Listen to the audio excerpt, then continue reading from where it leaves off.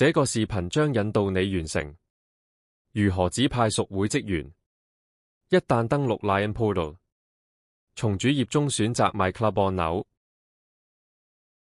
如果你有權指派屬會職員，你將看到一個藍色的管理屬會職員按鈕，在頁面的右側中心，選擇管理屬會職員按鈕。管理職員的可用選項如下：選擇創建新指派，然後選擇下一步，選擇當前的年度，或者即將到來的年度。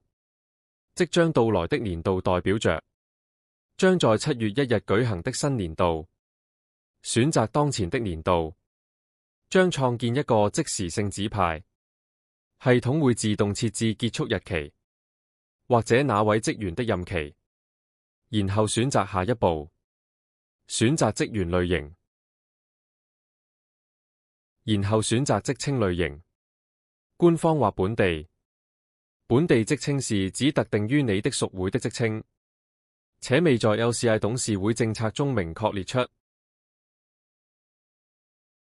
選擇本地職稱將允許你建入以你職位的名義，比如聯絡。我們將在此事例選擇官方，然後選擇下一步，然後選擇你想要的官方職稱。根據你在上一個屏幕上選擇了的官方類型，選擇將會有所不同。我們將指派屬會營銷主席。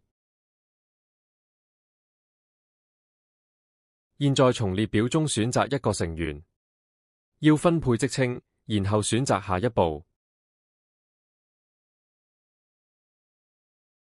如果新職員需要職員地址，你現在可以通過選擇是和下一步來添加。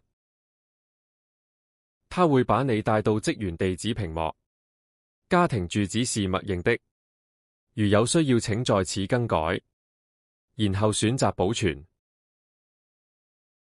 一旦系統分配了官方職位的成員，你將在頁面頂部確認你的操作已成功。注意確認欄中的信息，指出如果職員的職位具有管理的權限，最多可能需要24小時以激活這些權限。如果你想做另一個操作，現在選擇是，或者選擇不已完成你的操作，然後選擇下一步。使用屬會職員，可找到被指派的職員名單。你可以選擇查看更多或查看全部，以更容易閱讀。指派職員操作現已完成，謝謝。